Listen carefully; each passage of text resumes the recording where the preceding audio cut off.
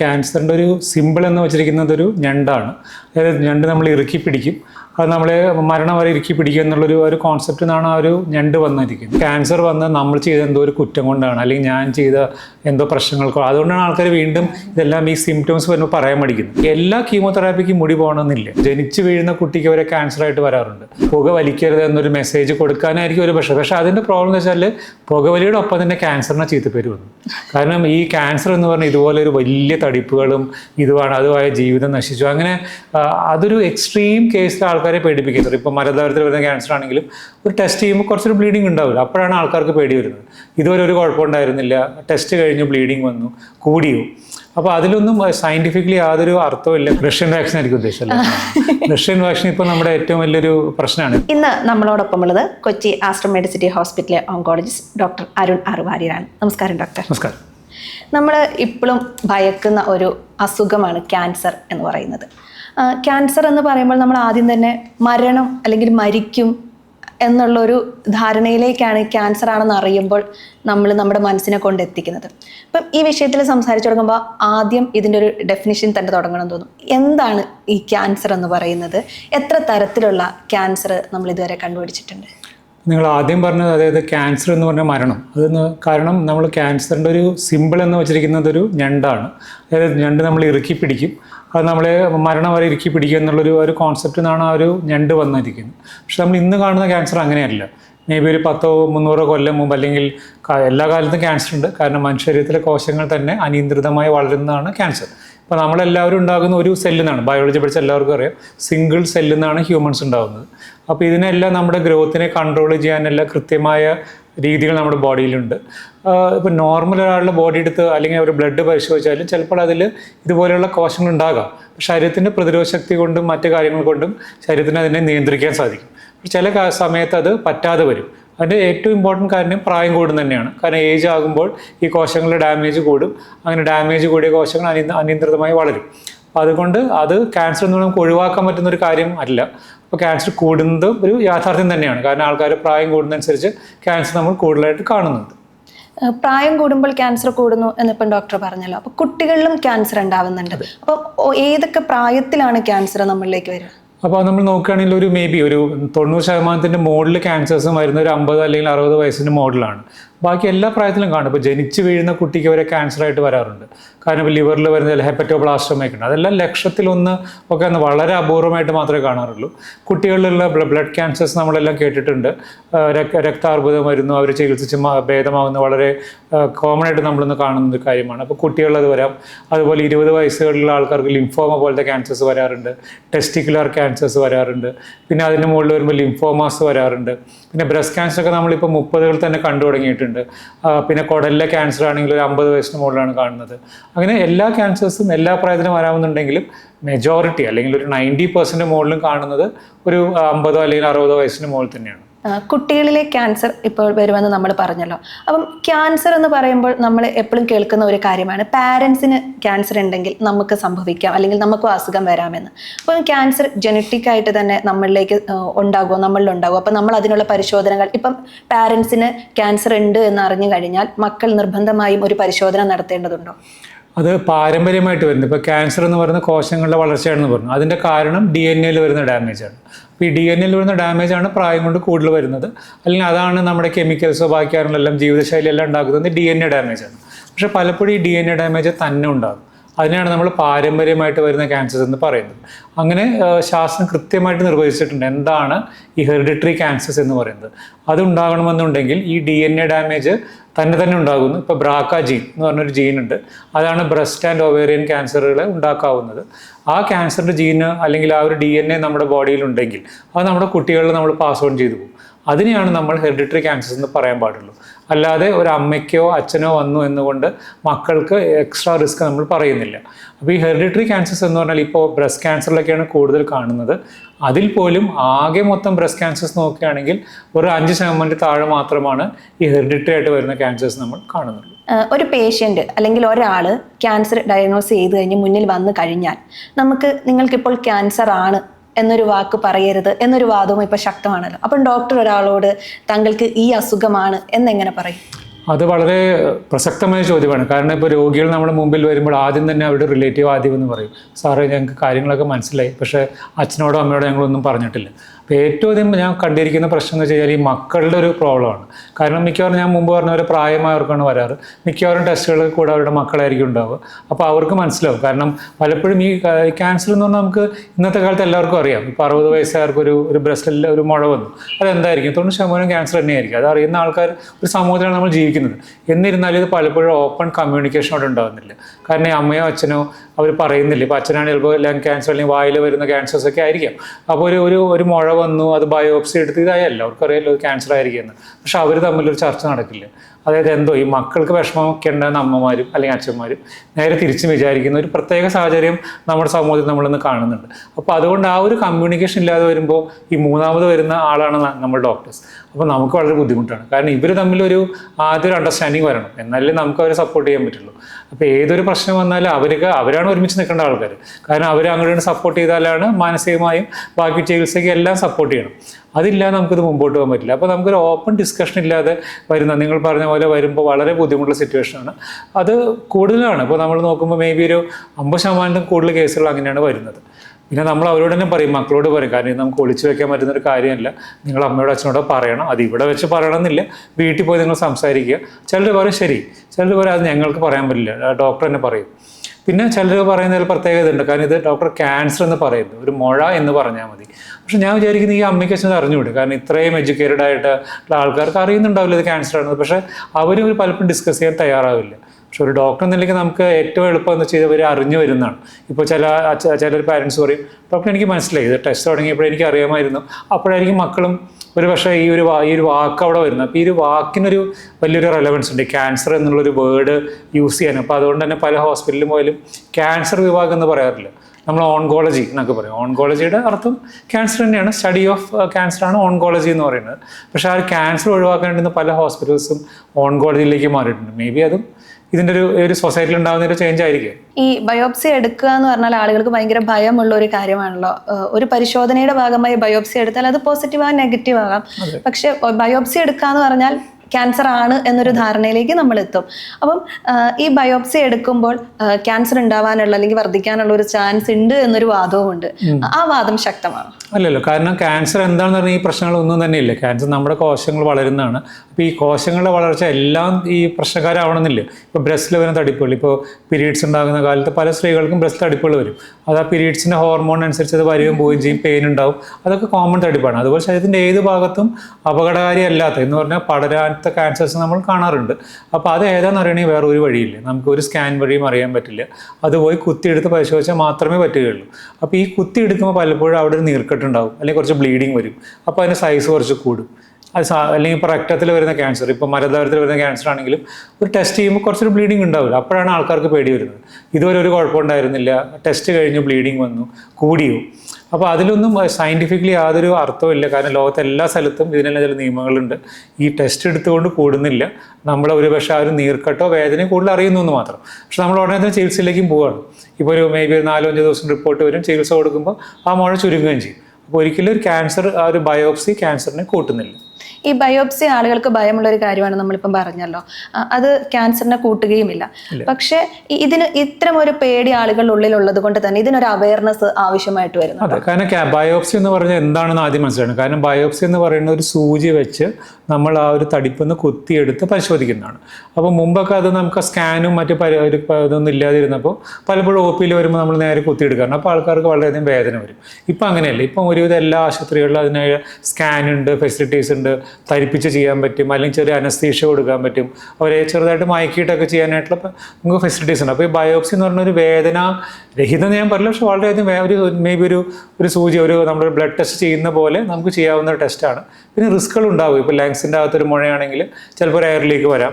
അതെല്ലാം നമ്മൾ പറയും. കാരണം ഇപ്പോൾ നമുക്കെല്ലാം നല്ല സ്കാനിങ് ഫെസിലിറ്റീസ് എല്ലാ ആശുപത്രികളിലും ഉണ്ട്. അപ്പോൾ അതുകൊണ്ട് തന്നെ ഇങ്ങനെ എന്തെങ്കിലും വന്നാലും നമുക്ക് അറിയാനും കൃത്യമായിട്ട് അതിന് ചികിത്സ കൊടുക്കാനും പറ്റും. അപ്പോൾ നമ്മൾ ഇപ്പുറത്ത് നിൽക്കുന്നത് ഒരു അസുഖത്തെ നമ്മൾ ഏർലി സ്റ്റേജിൽ മിസ് ചെയ്യുക എന്നുള്ളത് പറയുന്നതാണ്. അപ്പോൾ അതുകൊണ്ട് തന്നെ ആ ഒരു റിസ്ക് നമ്മൾ എടുക്കേണ്ടതാണ്. അതുപോലെ തന്നെ നമ്മുടെ സംസ്ഥാനത്തെ ചികിത്സാ രീതികളെല്ലാം വളരെ മെച്ചപ്പെട്ടതാണ് എന്ന് നമുക്കൊരു വാദമുണ്ട്. സർക്കാരും അത്തരം വാദം മുന്നോട്ട് വയ്ക്കാറുണ്ട്.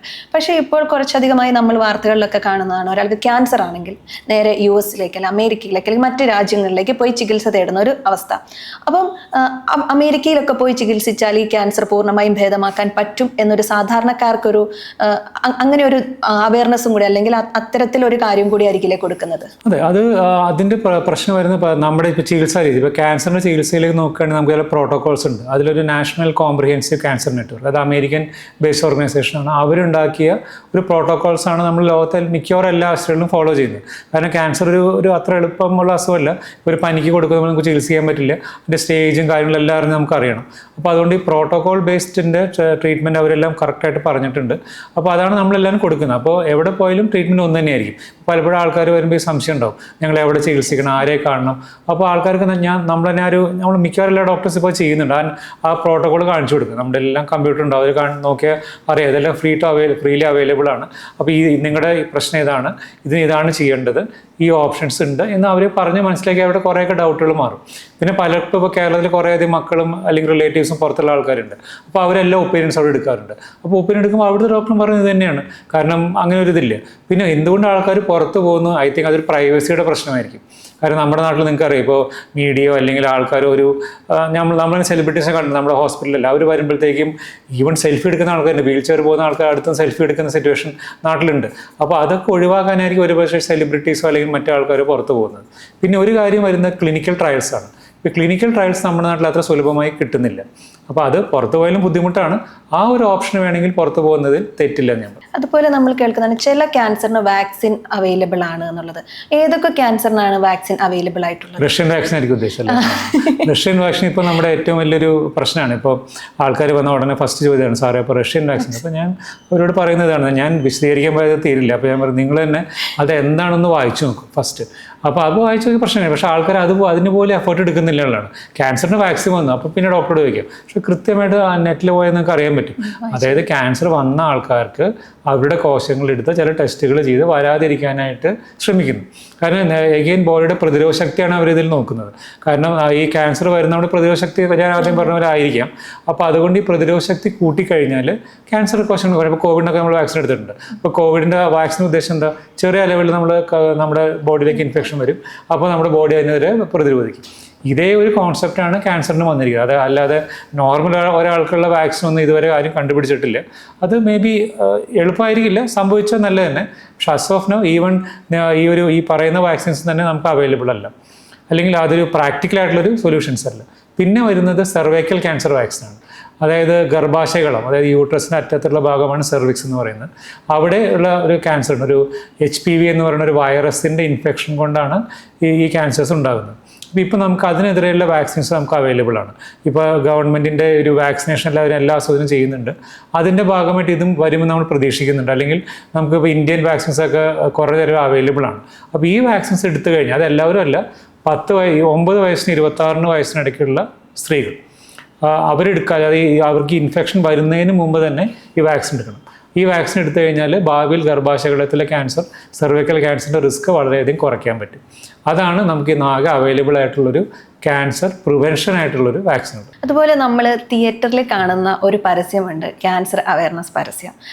ആ പരസ്യം കണ്ടിട്ട് സ്ട്രെസ്സായിട്ട് ആളുകൾ പുറത്തുപോയി സിഗരറ്റ് വലിക്കുന്ന ഒരു കണ്ടീഷൻ ഉണ്ട്. അപ്പോൾ ആ ഒരു പരസ്യം ബോധവൽക്കരണത്തിന് സഹായിക്കുമോ ശരിക്കും? ഇല്ല എന്നല്ല പറഞ്ഞു. കാരണം അതിൽ കാണിക്കുന്ന ആൾക്കാരെ പേടിപ്പിക്കാനായിട്ടുള്ള കാര്യമാണ്. മേ ബി പുക വലിക്കരുത് എന്നൊരു മെസ്സേജ് കൊടുക്കാനായിരിക്കും ഒരു പക്ഷേ അതിൻ്റെ പ്രോബ്ലം എന്ന് വെച്ചാൽ പുകവലിയുടെ ഒപ്പം തന്നെ ക്യാൻസറിനെ ചീത്തപ്പേര് വന്നു. കാരണം ഈ ക്യാൻസർ എന്ന് പറഞ്ഞാൽ ഇതുപോലെ ഒരു വലിയ തടിപ്പുകളും ഇതുമാണ്, അതുമായ ജീവിതം നശിച്ചു, അങ്ങനെ അതൊരു എക്സ്ട്രീം കേസിൽ ആൾക്കാരെ പേടിപ്പിക്കുക. മേ ബി അത് ഇന്നത്തെ കാലത്ത് പ്രസക്തമേ അല്ല. എനിക്ക് വേണമെങ്കിൽ പരസ്യം വന്നുകൊണ്ട് കുറേ വർഷങ്ങളല്ലേ, മാറ്റേണ്ട കാലം എന്ന് തോന്നുന്നു. കാരണം ഇന്ന് നമ്മൾ കാണുന്ന ക്യാൻസേഴ്സ് അത്ര ഭീകരമായത് കുറവാണ്. ഇല്ല ഞാൻ പറയില്ല, പക്ഷെ കുറവാണ്. കാരണം ആൾക്കാർ നേരത്തെ വരുന്നതുകൊണ്ടാണ് അത് സംഭവിക്കുന്നത്. ഇപ്പോൾ ബ്രസ്റ്റ് ക്യാൻസർ ആണെങ്കിൽ ഒരു മേ ബി ഒരു 10-20 കൊല്ലം മുമ്പ് വന്നിരുന്ന ഒരു 50% അഡ്വാൻസ് സ്റ്റേജ് ആയിരുന്നു. ഇപ്പോൾ അത് കുറഞ്ഞു, ഒരു 70 to 80% ഏർലി സ്റ്റേജ് വന്നു തുടങ്ങി. ബ്രസ്റ്റിലേക്കാണെങ്കിൽ 90% ഏർലി സ്റ്റേജാണ്. അതുപോലെ വായിലെ ക്യാൻസേഴ്സും ചെറിയൊരു തടിപ്പായിട്ട് വന്ന് മാറുന്നവരാണ് കാണുന്നത്. അതെനിക്ക് വേണം അത് കൂടുതൽ ദോഷം ഉണ്ടാകുന്നത്. കാരണം ക്യാൻസറിനോടുള്ള പേടി കൂട്ടുന്നു. അങ്ങനെ ഒരു നെഗറ്റീവ്. ശരിയാണ്, സ്മോക്കിംഗ് അത് നല്ലതല്ല, നമുക്കെല്ലാം അറിയാം. സ്മോക്കിംഗ് കൊണ്ട് ക്യാൻസർ മാത്രമല്ല എത്രയോ പ്രശ്നങ്ങൾ വരുന്നുണ്ട്. ഇപ്പോൾ എനിക്ക് അതിൽ ഏറ്റവും റെലവൻ്റ് ആയിട്ടുള്ളത് പുകവലി, മറ്റേ ലങ്സിൻ്റെ പ്രശ്നങ്ങളാണ്, അല്ലെങ്കിൽ ഹാർട്ടിൻ്റെ പ്രശ്നങ്ങളാണ്. അപ്പോൾ അതിനെയൊക്കെ ബോധവൽക്കരിക്കുക, അല്ലെങ്കിൽ ക്യാൻസറിനെ ഒന്ന് അതൊന്നും എടുത്ത് മാറ്റിയാൽ കൊള്ളാമെന്ന് തോന്നുന്നു. ഈ വാദം ഡോക്ടർ പറഞ്ഞ സമയത്താണ് നമ്മളിപ്പോൾ 100 പേര് സിഗരറ്റ് വലിച്ചിട്ടുണ്ടെങ്കിൽ 10 പേരിലൊക്കെ ആയിരിക്കും ക്യാൻസർ ഉണ്ടാവുക. അപ്പം നമ്മൾ എപ്പോഴും പറയുന്ന ഒരു കാര്യം മദ്യപിക്കുന്നത് കൊണ്ട് അല്ലെങ്കിൽ പുക വലിക്കുന്നത് കൊണ്ടൊക്കെയാണ് ക്യാൻസർ വരുന്നത്. അതിനപ്പുറത്തേക്ക് മറ്റു പല കാരണങ്ങളും ക്യാൻസറിന് ഉണ്ടാകുമല്ലോ. അത് ക്യാൻസറിന് വേറൊരു പ്രശ്നമാണ്. കാരണം ക്യാൻസർ വന്ന് നമ്മൾ ചെയ്ത എന്തോ ഒരു കുറ്റം കൊണ്ടാണ്, അല്ലെങ്കിൽ ഞാൻ ചെയ്ത എന്തോ പ്രശ്നങ്ങൾക്കോ, അതുകൊണ്ടാണ് ആൾക്കാർ വീണ്ടും ഇതെല്ലാം ഈ സിംറ്റംസ് വരുമ്പോൾ പറയാൻ മടിക്കുന്നത്. കാരണം അല്ലെങ്കിൽ ക്യാൻസർ ആണെന്ന് പറയാൻ മടിക്കുന്നവരുണ്ട്. കാരണം അല്ലെങ്കിൽ ടൗൺ മാറി വരും. ഇപ്പം നമുക്ക് തന്നെ ഉണ്ട്, പല സ്ഥലത്തു നിന്ന് വന്ന് എറണാകുളത്ത് വന്ന് താമസിക്കും, ഒരു 6 മാസം ചികിത്സ. നിങ്ങൾക്ക് എന്തുകൊണ്ട് നാട്ടിൽ പോയിക്കൂടാ? കാരണം അവരിവിടെ നിൽക്കേണ്ട ഒരു ആവശ്യമില്ല. അവർക്ക് ചെറിയ എന്തെങ്കിലും മരുന്ന് കൊടുക്കുക. അവരെ കണ്ടാൽ പോലെ ഇപ്പോൾ പല മരുന്നെടുത്താലും മുടി പോവുക ഒന്നും ഉണ്ടാവില്ല. അവർ ഏർലി സ്റ്റേജ് വന്നു, ചെറിയ ട്രീറ്റ്മെൻറ്റ് കൊടുത്ത് അവർക്ക് നാട്ടിൽ നിന്നൂടെ. എല്ലാ ഡോക്ടർ ഇത് അറിഞ്ഞു കഴിഞ്ഞാൽ ഒരു വലിയ പ്രശ്നമാവും. അപ്പോൾ അവർ കമ്മ്യൂണിറ്റിയിൽ നിന്ന് മാറി നിൽക്കുന്നു. അപ്പോൾ അങ്ങനെ നമ്മളൊരു ഇപ്പോൾ പണ്ടൊക്കെ ലെപ്രസി എന്നൊക്കെ പറഞ്ഞാൽ ഒരു ഭയങ്കര നെഗറ്റീവായിരുന്നു. ഇപ്പോൾ നമുക്കൊരു ഒരു ഇൻഫെക്ഷനാണ്, ട്രീറ്റ് ചെയ്ത് മാറാം. ആരും ലെപ്രസി വന്നാലും അങ്ങനെ ആരും പ്രശ്നം, ഈവൻ HIV AIDS ഒരു കാലത്ത് എല്ലാവരും മാറ്റി നിർത്തിയിരുന്നു. പക്ഷേ ഇപ്പോൾ അത് അക്സെപ്റ്റ് ചെയ്യുന്നുണ്ട്. ആ ഒരു രോഗമാണ് ഇത് മുമ്പോട്ട്. അതുപോലെ പക്ഷെ അത്രയും പോലെ അക്സെപ്റ്റൻസ് എനിക്ക് തോന്നുന്നില്ല ക്യാൻസറിനുണ്ടെന്ന്. കാരണം സൊസൈറ്റി ഇപ്പോഴും ക്യാൻസർ രോഗികളെ എന്തോ മാറ്റി നിർത്തേണ്ടവരായിട്ടോ, അല്ലെങ്കിൽ അവരോട് സംസാരിച്ച ഈ അസുഖം ഇങ്ങനെയൊക്കെയുള്ള ഡൗട്ടുള്ള ആൾക്കാർ ഇന്നും ഈ എറണാകുളത്ത് നമ്മൾ കാണുന്നുണ്ട്. അതിന് ഒരു കാരണം ചിലപ്പോൾ നമ്മൾ ഇവർക്കൊക്കെ മാസ്ക് കൊടുക്കുന്നുണ്ടായിരിക്കും. ഇപ്പോൾ മാസ്ക് കോമൺ ആണ് കോവിഡ് വന്നേ പിന്നെ. അല്ലെങ്കിൽ ഈ മാസ്കിൻ്റെ ഉദ്ദേശം ചെയ്ത് പരക്കാതിരിക്കാനല്ല. ഇപ്പോൾ TB വരുമ്പോൾ എല്ലാം മാസ്ക്, അല്ലെങ്കിൽ ഇൻഫെക്ഷൻ വരുമ്പോൾ, കോവിഡ് വരുമ്പോൾ എല്ലാം മാസ്കിൻ്റെ ഉദ്ദേശം പരക്കാതിരിക്കാനാണ്. പക്ഷേ ക്യാൻസറിൽ മാസ്കിൻ്റെ ഉദ്ദേശം എന്താ? ഈ ട്രീറ്റ്മെൻറ്റ് ഭാഗമായിട്ട് പലപ്പോഴും അവരുടെ പ്രതിരോധ ശക്തി കുറയും. അപ്പോൾ അതുകൊണ്ട് അവർക്ക് ഇൻഫെക്ഷൻ വരരുത്, ഇത്ര നമുക്ക് ഉദ്ദേശിക്കുന്നുള്ളൂ. അതല്ലാതെ ഇപ്പോൾ കീമോതെറാപ്പി ചെയ്ത് കഴിഞ്ഞാൽ വീട്ടിൽ പോകാൻ പറ്റുമോ, അല്ലെങ്കിൽ ആൾക്കാരോട് മിങ്കിൾ ചെയ്യാൻ പറ്റുമോ, ഇങ്ങനെയുള്ള കുറേ ഡൗട്ടുകൾ ആൾക്കാർക്ക് ഉണ്ട്. അപ്പോൾ കുറേ പേർ നമ്മൾ ചോദിക്കുമ്പോൾ അവരോട് പറഞ്ഞ് മനസ്സിലാക്കും. അപ്പോൾ ഇതെല്ലാം ഈ ഒരു മാറ്റി നിർത്തേണ്ടവരാണ് ക്യാൻസർ രോഗികൾ എന്നുള്ളൊരു ചിന്താഗതി ഒരു പ്രോബ്ലം തന്നെയാണ്, കുറഞ്ഞു വരുന്നുണ്ട്. എനിക്ക് തോന്നുന്നു നമ്മൾ ചെയ്ത തെറ്റിന്റെ ഫലം നമ്മൾ അനുഭവിക്കും എന്ന് പറയുന്ന ഒരു കോമൺ ആയിട്ടുള്ള ഒരു കാര്യം ഉണ്ടല്ലോ. അത് മനസ്സിലേക്ക് എത്തുന്നത് കൊണ്ടുകൂടി ആയിരിക്കാം ക്യാൻസർ പോലുള്ള അസുഖങ്ങൾ വരുമ്പോഴോ ഇത് ഞാൻ ചെയ്ത എന്തെങ്കിലും തെറ്റിന്റെ നമ്മുടെ ഒരു സൊസൈറ്റിയുടെ ഒരു ഇതാണല്ലോ, നമ്മൾ എന്ത് ചെയ്താലും നമ്മുടെ ഒരു എന്തോ ഈവൻ മുൻജന്മ സുഹൃതം പാപം അങ്ങനെയൊക്കെ ഭയങ്കര കോംപ്ലിക്കേറ്റഡ് ആയിട്ടുള്ള സൊസൈറ്റിയാണ് നമ്മൾ ജീവിക്കുന്നത്. അപ്പോൾ പക്ഷേ ആസ് എ ഡിസീസ് നമുക്ക് അതിനെപ്പറ്റി നമുക്കറിയില്ല. ആസ് എ ഡിസീസ് നമുക്ക് കൃത്യമായിട്ട് അറിയാം. കാരണം ഇതിൽ വരുന്നത് DNA ഡാമേജ് വരുന്നു. അത് എന്തുകൊണ്ട് വരുന്നു? മുമ്പ് പറഞ്ഞ പോലെ ഒരു 50% കേസ് നമുക്കറിയാം. അതാണ് നമ്മൾ വീണ്ടും ബോധവൽക്കരണത്തിലേക്ക് പോകുന്നത്. അപ്പോൾ നിങ്ങൾക്ക് അതൊക്കെ ഒഴിവാക്കി 50% ചാൻസ് കുറയും. പക്ഷേ ഏജിങ് നമുക്ക് ഒഴിവാക്കാൻ പറ്റില്ല. അല്ലെങ്കിൽ ഈ നമ്മളുള്ള വേറെ ചുറ്റുമുള്ള വേറെ പ്രശ്നങ്ങൾ പലതും ഉണ്ടാവും, അത് നമുക്ക് ഒഴിവാക്കാൻ പറ്റില്ല. സ്റ്റിൽ ക്യാൻസർ ആക്സിഡൻ്റ് ആയിരിക്കും. അപ്പോൾ അതാണ് നമ്മൾ പറഞ്ഞത്, ഇതെല്ലാം ചെയ്താൽ ഒരു കാർ ഓടിക്കുന്ന പോലെയാണ്. നിങ്ങൾ കറക്റ്റ് സ്പീഡിൽ പോയി സീറ്റ് ബെൽറ്റിലിട്ട് നിയമങ്ങൾ പാലിച്ചു, ഗുഡ്, അത് നല്ലതാണ്. പക്ഷേ എന്ന് വെച്ചാൽ എനിത്തിങ് ക്യാൻ ഹാപ്പൻ അല്ലേ. അപ്പോൾ അങ്ങനെ വെച്ച് കഴിഞ്ഞാൽ നമുക്ക് കുറേ ഇതിനെ സയൻറ്റിഫിക്കലി മനസ്സിലാക്കാൻ പറ്റും. അതാണ് സയൻസും അവിടെ എത്തി നിൽക്കുന്നത്. ഇത് finally cancer is an accident. So അതിന് എന്തൊക്കെ നമുക്ക് പ്രിവെൻറ്റ് ചെയ്യാൻ പറ്റും അത് നോക്കുക. അതുപോലെ കീമോ ചെയ്താൽ നമ്മൾക്ക് മുടി മുഴുവൻ നഷ്ടമാകുന്ന ഒരു കണ്ടീഷൻ ഉണ്ടല്ലോ. അതോടൊപ്പം തന്നെ ആളുകൾ കൂട്ടിച്ചേർത്ത് ചോദിക്കുന്ന ഒരു ചോദ്യമാണ്, കീമോ നിർത്തിക്കഴിഞ്ഞാൽ നമുക്ക് മുടി പഴയതുപോലെ വരുമോ, അതിനുള്ളൊരു സാധ്യതയുണ്ടോ എന്നുള്ളത്. അതെ, കാരണം കീമോതെറാപ്പി എന്ന് പറഞ്ഞാൽ നമ്മുടെ ശരീരത്തിൽ പെട്ടെന്ന് വളരുന്ന കോശങ്ങളെ കുറയ്ക്കും. അപ്പോൾ അതിൻ്റെ ഒന്നാണ് ക്യാൻസർ കോശങ്ങൾ എന്ന് പറയുന്നത്. അതുപോലെ മറ്റ് പെട്ടെന്ന് വളരുന്നതാണ് ഈ WBC, നമ്മുടെ വെളുത്ത രക്താണുക്കൾ. അത് കുറയുമ്പോഴാണ് നമുക്ക് പ്രതിരോധ ശക്തി കുറഞ്ഞ് പനിയെല്ലാം വരാവുന്നത്. പിന്നെയാണ് മുടി പോകുന്നത്, പിന്നെയാണ് വായിൽ തൊലി പോകുന്നത്. ഇങ്ങനെ 3-4 പ്രശ്നങ്ങളാണ് കോമൺലി ഉണ്ടാകുന്നത്. അപ്പോൾ എല്ലാ കീമോതെറാപ്പിക്കും മുടി പോകണമെന്നില്ല. ഇപ്പോൾ ഏർലി സ്റ്റേജിൽ വന്നിട്ട് ഗുണം അതാണ്. നിങ്ങൾക്ക് ചിലപ്പോൾ കീമോ ആവശ്യം വരില്ല. കാരണം ഈ ശരീരത്തിൽ ഈ കോശങ്ങളുടെ അളവ് കൂടുമ്പോഴാണ് നമുക്ക് ഈ കീമോ പോലുള്ള അത് കൊടുക്കേണ്ടി വരും. അപ്പോൾ ഏർലി സ്റ്റേജ് വന്നാൽ പലപ്പോഴും കീമോ നമുക്ക് ഒഴിവാക്കാൻ പറ്റും. പക്ഷേ പലപ്പോഴും കീമോനെ പേടിച്ച ആൾക്കാർ ലേറ്റ് ആവും. അത് വരുമ്പോൾ അവർക്ക് എന്തായാലും കീമോ കൊടുക്കേണ്ടി വരും. അങ്ങനെ കുറേ പ്രശ്നങ്ങൾ നമ്മൾ കാണാറുണ്ട്. എന്താ എത്ര വൈകി? ഇപ്പോൾ ബ്രസ്റ്റ് അടുപ്പായിട്ട് വന്നാൽ അവരോട് ചോദിച്ചാൽ അവർ പറയും, സാറേ ഞങ്ങൾക്ക് ഈ കീമോ പേടിയായിരുന്നു. അപ്പോൾ ബാക്കി എന്തെങ്കിലും കീമോയിലൊരു പേടിയുണ്ട്, പക്ഷെ അത് നെഗറ്റീവായിട്ടാണ് വരാറ് ഫൈനലി. പിന്നെ എല്ലാ കീമോനും മുടി പോകണമെന്നില്ല. ഇപ്പോൾ കുടലിലെ ക്യാൻസറിന് കൊടുക്കുന്ന ചില ട്രീറ്റ്മെൻറ്റ് ഉണ്ട്, അതുകൊണ്ട് മുടി പോവുകയില്ല. അതുപോലെ പല അസുഖങ്ങൾക്ക് കൊടുക്കുന്ന ക്യാൻസേഴ്സിന് ഹെയർ ലോസ് ഇല്ലാതെ നമുക്ക് കൊടുക്കാൻ പറ്റും. പിന്നെ നവീന ചികിത്സാ രീതിയിലുണ്ട്, ഇമ്മ്യൂണോതെറാപ്പി, ടാർഗറ്റഡ് തെറാപ്പി. അതിനൊന്നും തന്നെ ഹെയർ ലോസ് ഉണ്ടാകണമെന്നില്ല. ഈ ഒരു ക്യാൻസർ പോലെ ഒരു അസുഖം വരുമ്പോൾ ഇവരുടെ മെന്റൽ ഹെൽത്ത് വളരെ പ്രധാനപ്പെട്ട ഒരു കാര്യമാണല്ലോ. കാരണം നമുക്ക് മെന്റലി പവർ ആയിരുന്നാൽ മാത്രമേ കീമോ പോലുള്ള പെയിൻ നമുക്ക് അതിജീവിച്ച് മുന്നോട്ട് സർജറി, റേഡിയേഷൻ എല്ലാം കറക്റ്റ് ആയിട്ട് പോകണം. ഓക്കെ, അപ്പം ഒരു കുടുംബത്തിന്റെ പങ്ക്, അതോടൊപ്പം തന്നെ നമ്മൾ എത്രത്തോളം സ്ട്രോങ് ആയിരിക്കണം, അതിന് പ്രത്യേകിച്ച് തെറാപ്പികളൊക്കെ കൊടുക്കേണ്ടതുണ്ടോ, അങ്ങനെ കൊടുക്കുന്നുണ്ടോ? ഇപ്പോൾ അതിനാണ് ഞാൻ ഇപ്പോൾ മിക്കവാറും ആശുപത്രികളിൽ ഇപ്പോൾ നമ്മൾ ഓൺകോ സൈക്കോളജി എന്ന് പറഞ്ഞ വിഭാഗം വരുന്നുണ്ട്. അതായത് സൈക്കോളജിസ്റ്റുകൾ തന്നെ ഇപ്പോൾ ഞങ്ങളുടെ ഹോസ്പിറ്റലിലൊക്കെ ആണെങ്കിൽ അവർ അടയാർ ക്യാൻസറിനുള്ള പരിശീലനം നേടിയതാണ്. കാരണം സൈക്കോളജി എംഫിൽ അവിടെ ഇതിനുള്ള ക്യാൻസറിന് വേണ്ടി ഓൺകോളജിക്ക് സ്പെഷ്യലായിട്ടുണ്ട്. കാരണം ക്യാൻസർ രോഗികളുടെ പ്രശ്നങ്ങൾ മറ്റുള്ളവരുടെ പോലെ അല്ലല്ലോ, മറ്റു അസുഖങ്ങൾ പോലെ. ഇപ്പോൾ ചൈൽഡ് ഒക്കെ ഓരോന്നിനും സൈക്കോളജിസ്റ്റ് വേറെ വരുന്ന പോലെ ക്യാൻസറിൻ്റെ പ്രശ്നങ്ങൾ വേറെ ആയിരിക്കാം. അപ്പോൾ കാരണം പലരും ക്യാൻസറിനെ പറ്റി അറിയില്ല. കാരണം മാറാത്ത അസുഖമാണെങ്കിൽ കാര്യങ്ങൾ വേറെ രീതിയിൽ നമ്മൾ നോക്കണം, മാറുന്നതാണെങ്കിൽ അവരെ പോസിറ്റീവായിട്ട് നമ്മൾ കൊണ്ടുപോകണം. അങ്ങനെ പല രീതിയിലാണ് ഈ ക്യാൻസർ തന്നെ വരുന്നത്. അപ്പോൾ അതിനുകൊണ്ട് അതിലും സ്പെഷ്യലൈസ്ഡ് ആയിട്ടുള്ള ആൾക്കാരുണ്ട്. ഇപ്പോൾ മുമ്പ് നമ്മൾ ഒരു പേഷ്യൻ്റ് കമ്മ്യൂണിക്കേറ്റ് നമുക്ക് അറിയാമല്ലോ, അവരത് മനസ്സിലാക്കിയിട്ടില്ല, അല്ലെങ്കിൽ ഒരു ഡിപ്രഷനിലാണ്, അല്ലെങ്കിൽ റിലേറ്റീവ്സ് പറയും സാറേ പോയിരുന്നു എപ്പോഴും കരച്ചിൽ തന്നെയാണ്. പക്ഷേ എന്ന് പറഞ്ഞാലും പലപ്പോഴും ഇവരോട് സൈക്യാട്രിയിലേക്ക് പോകാൻ പറഞ്ഞു കഴിഞ്ഞാൽ, അല്ലെങ്കിൽ കൗൺസിലിങ്ങിന് പോകാൻ പറഞ്ഞാൽ ആൾക്കാർ പോവില്ല. മേ ബി ക്യാൻസർ പോലെ തന്നെ ആൾക്കാർക്ക് ഇഷ്ടമല്ലാത്തൊരു മേഖലയാണ് അത്. പക്ഷെ നമ്മൾ പറയും, കാരണം നമ്മുടെ ബോഡി മൈൻഡ് ഒന്ന് തന്നെയാണ്. മൈൻഡ് സ്ട്രോങ് ആയിരുന്നാലേ ബോഡിയും അതിനോട് പ്രതികരിക്കുള്ളൂ. എന്നാലും ബുദ്ധിമുട്ടായിരുന്നു. അപ്പോൾ അതുകൊണ്ടാണ് നമ്മൾ തന്നെ ഡിപ്പാർട്ട്മെൻറ്റിൽ ഇത് വന്നിരിക്കുന്നത്. അപ്പോൾ നമ്മളും അവരുടെ ഓപ്ഷൻസ് ഇപ്പോൾ നമ്മൾ കൊടുക്കുന്നില്ല. അവരെല്ലാ പുതിയ പേഷ്യൻസിനെയും പുതിയതായിട്ട് വന്ന എല്ലാവരെയും നമ്മൾ മറ്റേ ഓൺകോ സൈക്കോളജിസ്റ്റിനെ കാണാൻ പറയും. അപ്പോൾ അതിന് പ്രശ്നമില്ലല്ലോ. അത് നമ്മുടെ ഒരു അവയർനെസ്സിൻ്റെ അല്ലെങ്കിൽ ഒരു റുട്ടീൻ ഇവാലുവേഷൻ്റെ ഭാഗമായിട്ട് നമ്മൾ കാണുകയാണ്. അപ്പോൾ ആ ഒരു ഇവാലുവേഷൻ്റെ ഭാഗമായിട്ട് അവരുടെ ചോദ്യങ്ങൾ ഡിഫറൻ്റ് ആയിരിക്കും. ഇപ്പോൾ ഞാനൊരു ഓൺകോളജിസ്റ്റ് ചോദിക്കുന്ന പോലെ എല്ലാവരും ചോദിക്കും. അപ്പോൾ അവർ ചില സ്കോറും കാര്യങ്ങളൊക്കെ ഉണ്ടാവും. അപ്പോൾ അവർക്ക് മനസ്സിലാവും ഇങ്ങനെ ആൾക്ക് കുറച്ചും കൂടിയും ഒരു കൗൺസിലിംഗ് വേണം, അല്ലെങ്കിൽ ചിലപ്പോൾ കൗൺസിലിംഗ് നിൽക്കില്ല, സൈക്യാട്രിസ്റ്റിൻ്റെ ഹെൽപ്പ് വേണം. കാരണം ഇതെല്ലാം ഡിപ്രഷൻ എന്ന് പറയുന്ന നമ്മുടെ ചില കെമിക്കൽസിൻ്റെ പ്രശ്നമാണ്. അപ്പോൾ ഒരു ഗുളിക കഴിച്ച ആൾക്കാർ നല്ല റിലീഫ് വരും. പക്ഷേ ഗുളിക കഴിക്കാൻ പലരും സമ്മതിക്കില്ല, അതാണ് പ്രശ്നം. അപ്പോൾ അങ്ങനെയുള്ളത് നമുക്ക് സൈക്യാട്രിസ്റ്റ് അടുത്തേക്ക് വിടാൻ പറ്റും. അപ്പോൾ അത് ഒരു മാൻഡേറ്ററി ആയിട്ട് ഇപ്പോൾ നമ്മൾ എല്ലാ പേഷ്യൻറ്റും കൊടുത്തു തുടങ്ങിയപ്പോൾ വളരെ ഒരു ചേഞ്ച് നമ്മൾ കാണുന്നുണ്ട്. പിന്നെ അത് തുടക്കത്തിൽ മാത്രമല്ല, ട്രീറ്റ്മെൻറ്റ് സമയത്ത് അത് ഹെൽപ്പ് ചെയ്യും ഇങ്ങനെയുള്ള കൗൺസിലിംഗ്. കുടുംബം എത്രത്തോളം ഒരു രോഗിനെ സപ്പോർട്ട് ചെയ്യേണ്ടതുണ്ട്? കുടുംബം ആണ് അതിലൊരു, ഐ തിങ്ക് നമ്മുടെ നാട്ടിൽ ഏറ്റവും ഇമ്പോർട്ടൻ്റ് ആയിട്ടുള്ളൊരു കാര്യം. കാരണം ഒരു സോഷ്യൽ അല്ലാതെയുള്ള സപ്പോർട്ടുകൾ കുറച്ച് ബുദ്ധിമുട്ടാണല്ലോ. അപ്പോൾ അതുകൊണ്ട് ഒരു ഫാമിലി, മേ ബി എക്സ്റ്റെൻഡഡ് ഫാമിലിയുടെ സപ്പോർട്ട് വേണം. പലരുടെയും പ്രശ്നം മക്കൾ ചിലപ്പോൾ ഉണ്ടാവണമെന്നില്ല. അപ്പോൾ അങ്ങനെ വരുമ്പോൾ റിലേറ്റീവ്സിന് സപ്പോർട്ട് ഉണ്ടാവണം. അപ്പോൾ അങ്ങനെ ആ ഒരു സപ്പോർട്ട് ഇല്ലാണ്ട് അവർക്ക് മുമ്പോട്ട് പോകാൻ പറ്റില്ല. കാരണം ഈ ക്യാൻസർ ചികിത്സയിൽ നമ്മൾ മൈൽ സ്റ്റോൺസ് കൊടുക്കും. കാരണം എന്തൊക്കെ പറഞ്ഞാൽ ഇപ്പോഴും വരുന്ന ഒരു 30 to 40% ക്യാൻസേഴ്സ് മാറുന്ന ക്യാൻസേഴ്സ് അല്ല, നമ്മൾ അക്സെപ്റ്റ് ചെയ്തേ പറ്റൂ. ഇപ്പോൾ 70 വയസ്സായ ഒരാൾക്ക് ക്യാൻസർ വന്നു, മാറാത്ത അസുഖമാണെങ്കിൽ നമ്മളവരോട് മിക്കവാറും പറയാൻ ശ്രമിക്കുക, അല്ലെങ്കിൽ റിലേറ്റീവ്സിനോട് പറയും നമ്മൾ എക്സ്പെക്ട് ചെയ്യുന്നത് ഈ ഒരു 2 to 3 years of life span ആണ്. അതിൻ്റെ ഉദ്ദേശം ബുദ്ധിമുട്ടുകൾ കുറയ്ക്കുക, അവരുടെ മൈൽ സ്റ്റോൺസ് എടുക്കുക.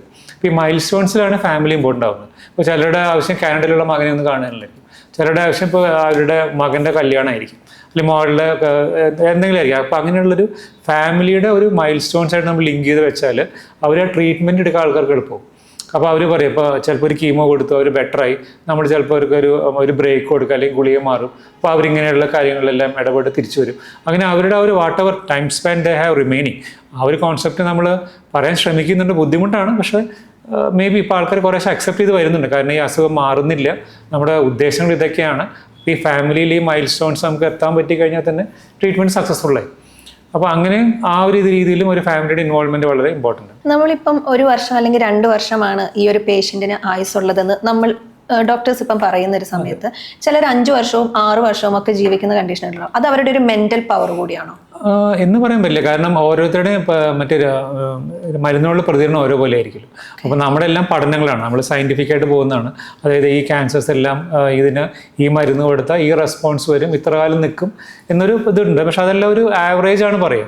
ഇപ്പോൾ ഫോർ എക്സാമ്പിൾ ഇപ്പോൾ ലങ് ക്യാൻസർ എടുക്കുകയാണെങ്കിൽ ആവറേജ് ലൈഫ് സ്പാൻ എന്ന് പറയുന്നത് 2 to 3 years എന്ന് പറയും. പക്ഷേ എന്ന് വെച്ചാൽ 5 കൊല്ലം അതിൻ്റെ അപ്പുറത്ത് പോകുന്നവരുണ്ട്. ഇപ്പോൾ ഇമ്മ്യൂണോതെറാപ്പി ഒക്കെ എടുത്താൽ ഫുള്ളായിട്ട് മാറുന്നവരുണ്ട്. അപ്പോൾ അത് നമുക്ക് ഇനീഷ്യലി പ്രഡിക്റ്റ് ചെയ്യാൻ പറ്റില്ല. എനിക്ക് തോന്നുന്നു അതൊരു ഇമ്പോർട്ടൻറ്റ് കാര്യമാണ്. കാരണം എല്ലാവർക്കും വരുമ്പോഴേ അറിയേണ്ട സാറേ ഇത് എത്ര കാലം പോകും അല്ലേ. അപ്പോൾ നമ്മൾ അത് പറയാൻ നമുക്ക് സയൻസിന് ഒരിക്കലും പറ്റില്ലല്ലോ. അപ്പോൾ അതിന് നമുക്ക് സാധ്യമല്ല. അപ്പോൾ നമ്മൾ ട്രീറ്റ്മെൻറ്റിനോട് അതാണ് നമ്മൾ 1 step അറ്റ് എ ടൈം എടുത്ത് പോകാൻ പറയും. അത് നിങ്ങൾ എന്താവോ അൾട്ടിമേറ്റ് എന്ന് നോക്കാതെ നമ്മളിപ്പോൾ വാട്ട് വി ആർ അച്ചീവിങ്. ഇപ്പോൾ ചിലർക്ക് കീമോ പറ്റുന്നേ ഇല്ല, അപ്പോൾ അങ്ങനെയാണെങ്കിൽ നമ്മളും തുടരില്ല. അപ്പോൾ അതും ഈ മക്കളുടെ പ്രശ്നമാണ്, പറ്റുമോ എന്നുള്ള കാര്യം. അപ്പോൾ നമ്മൾ ഈ കഴിഞ്ഞ ആഴ്ച ഉണ്ടായ പ്രശ്നമാണ്. ഞങ്ങളുടെ ഹോസ്പിറ്റലിൽ തന്നെ സ്റ്റാഫിൻ്റെ ഫാദറായിരുന്നു. അപ്പോൾ കുറേ വർഷങ്ങളായിട്ട് he was doing fine. But after all at some point ആളൊരു കീമോതെറാപ്പി കൊടുത്ത് അതിൻ്റെ പ്രശ്നങ്ങളായി ആൻഡ് ഹി എക്സ്പയർഡ്. അപ്പോൾ ആ കുട്ടിക്ക് ഇത് ഭയങ്കര സ്ട്രെസ്സായിരുന്നു. അപ്പോൾ നമ്മൾ എത്ര വർഷമായിട്ട് കാണുന്നുണ്ട്, അപ്പോൾ സാർ ഇത് വേണമായിരുന്നു.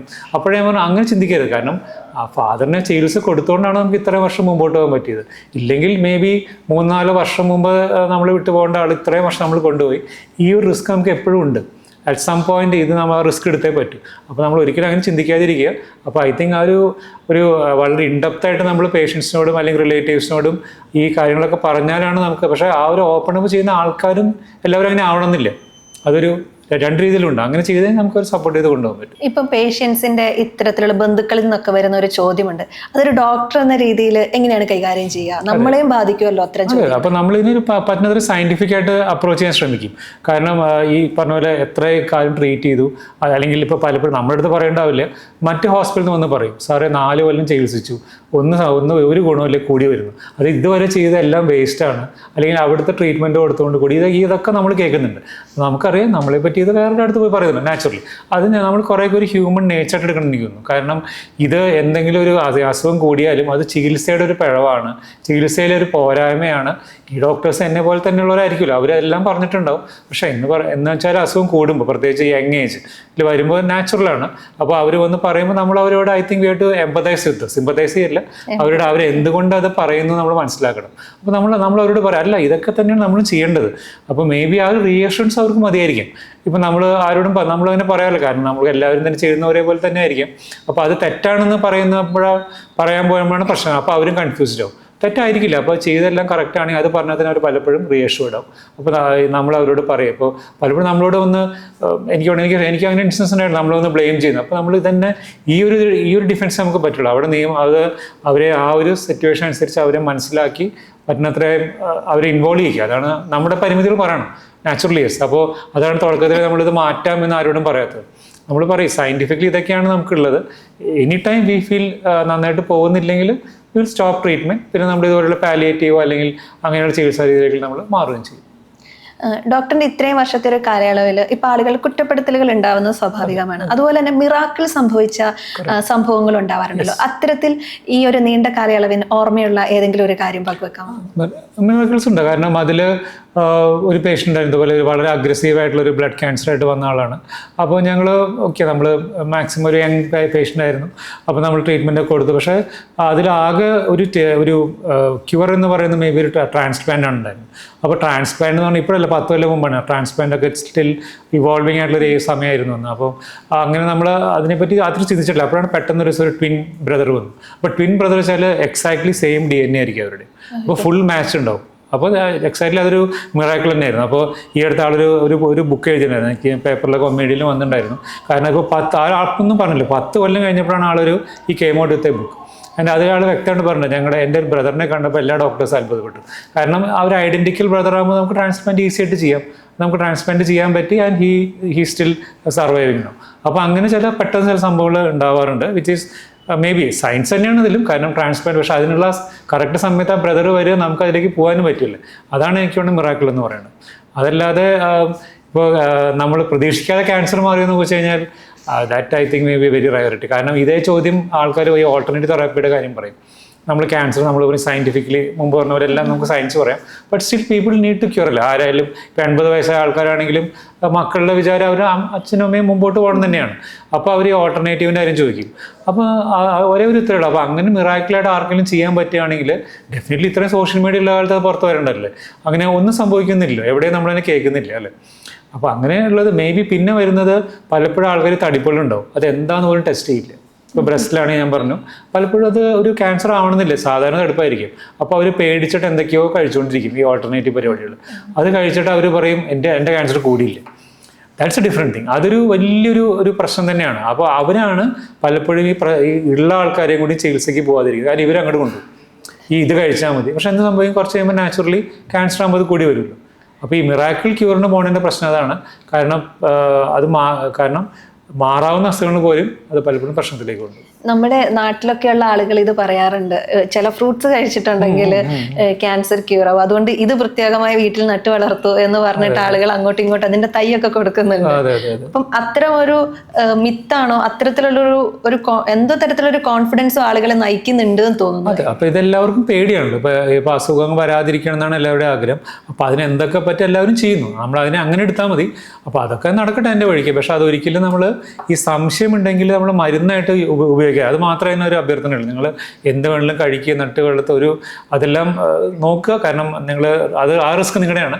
അത് കഴിഞ്ഞിട്ട് പക്ഷേ ഇങ്ങനെ സംശയം ഉണ്ടെങ്കിൽ ഒരു ഡോക്ടറെ കണ്ട് കറക്റ്റായിട്ട് ചികിത്സ ചെയ്യണം. അത് ചെയ്യാൻ പറ്റുകയാണെങ്കിൽ ബാക്കിയുള്ളതിനെ നമ്മൾ എതിർക്കണമെന്ന് എനിക്കറിയില്ല. നമ്മുടെ ചുറ്റുമുള്ള ആളുകളൊക്കെ പറഞ്ഞു കേൾക്കുന്ന ഒന്നാണ് ക്യാൻസർ വന്നാൽ കുടുംബം തന്നെ നശിച്ചു എന്ന് പറയുന്ന ഒരു സ്റ്റേറ്റ്മെന്റ്. അതായത് ഒരു സാമ്പത്തികം എന്ന് പറയുന്ന കാര്യം.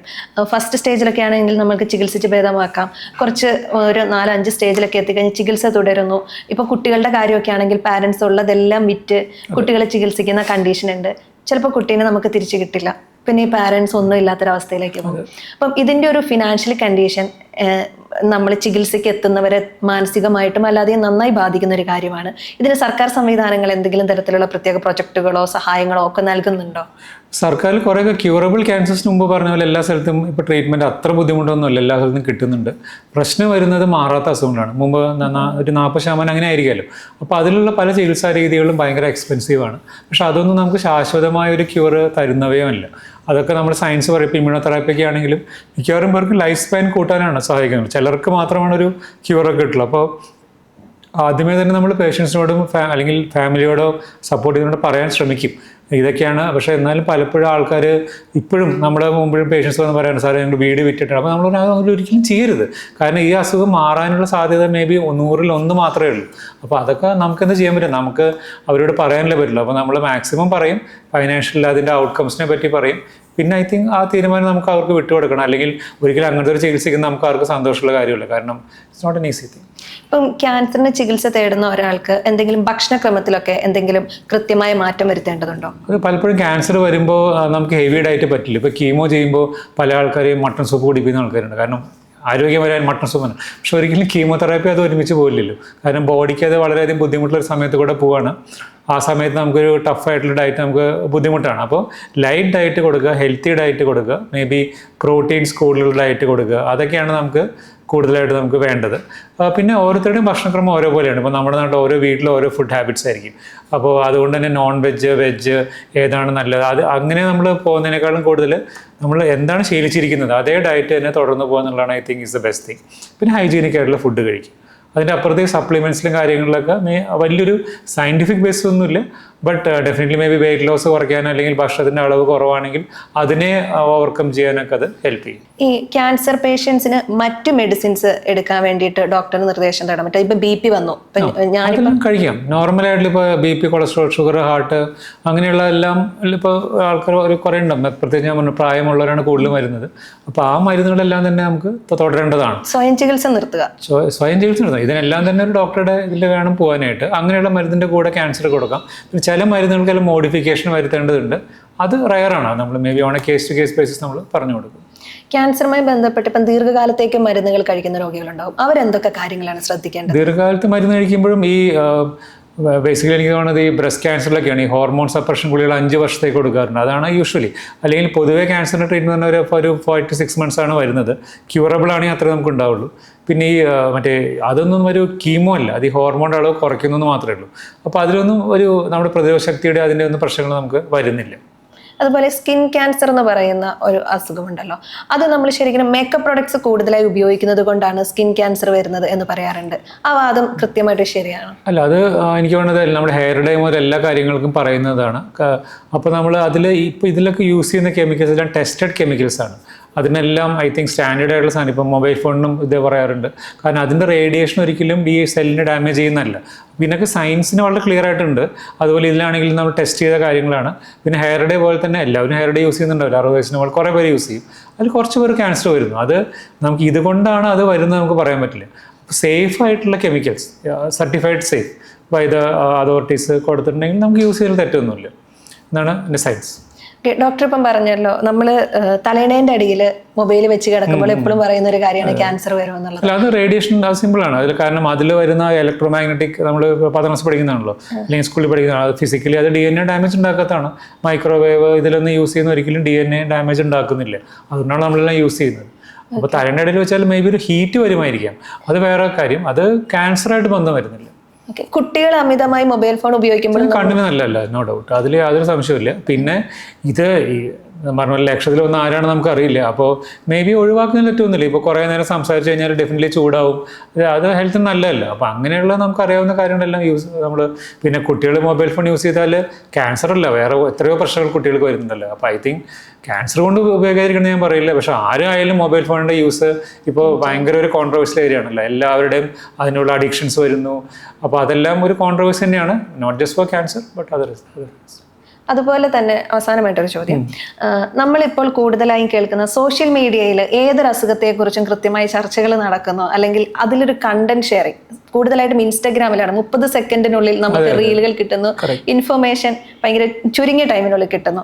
അപ്പോൾ ഈ ക്യാൻസറുമായി ബന്ധപ്പെട്ട് അല്ലെങ്കിൽ മെന്റൽ ഹെൽത്തുമായി ബന്ധപ്പെട്ട് കുറേ മിഥ്യാധാരണകളും ഇൻഫർമേഷൻ ഓവർഫ്ലോയിന്റെ ഭാഗമായി ഉണ്ടാവാറുണ്ട്. അപ്പം ഇത്തരത്തിൽ ഫേക്കായിട്ട് വരുന്ന ഇൻഫർമേഷനെതിരെ ഒരു ബോധവൽക്കരണവും നമുക്ക് ആവശ്യമില്ലേ? എനിക്ക് തോന്നുന്നു, കാരണം റീൽസ് ഉണ്ടാക്കുന്നവർ ഭയങ്കര ഇതല്ല. അതായത് നിങ്ങളെ ക്യാൻസർ വരാതിരിക്കാൻ ഇത് കാണുമ്പോൾ ഉടനെ നമ്മളാണെങ്കിൽ അത് നോക്കിയപ്പോൾ എന്താണ് അറിയാനായിട്ട് അവർക്ക് ആവശ്യം എന്താ വ്യൂസ് വേണം അല്ലേ. അപ്പോൾ അതിനുവേണ്ടി അവരെന്തും അതിൽ കൊടുത്തുകൊണ്ടിരിക്കും. ഐ തിങ്ക് അതിനെതിരും നമുക്കൊന്നും ചെയ്യാൻ പറ്റില്ല. ഐ തിങ്ക് അതെല്ലാം പാർട്ട് ഓഫ് അതിലാണ്. ഐ തിങ്ക് ആ ഒരു രീതിയിലുള്ള ഇതൊക്കെ ആൾക്കാർക്ക് മനസ്സിലാക്കി കഴിഞ്ഞാൽ ഏതാണ് നല്ലത് ഇതുണ്ടെങ്കിലും ആൾക്കാർ ഇത് കാണും. ജസ്റ്റ് ഫോർ ഒരു എൻ്റർടൈൻമെൻറ്റ് മാത്രം എടുത്താൽ മതി. അതൊക്കെ നടക്കട്ടെ. നമുക്ക് വേണ്ടി അതിനെതിരെ നമ്മളൊന്നും ചെയ്യണമെന്ന് എനിക്ക് തോന്നുന്നില്ല.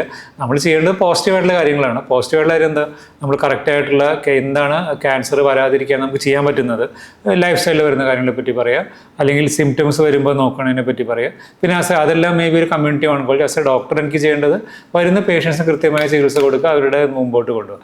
അങ്ങനെ കാര്യങ്ങൾ ഫോക്കസ് ചെയ്താൽ തന്നെ I think we are successful. ഇന്ന് നമ്മളോടൊപ്പം ഉണ്ടായിരുന്നത് Kochi Aster Medcity hospital oncologist doctor Arun അർവാറിയായിരുന്നു.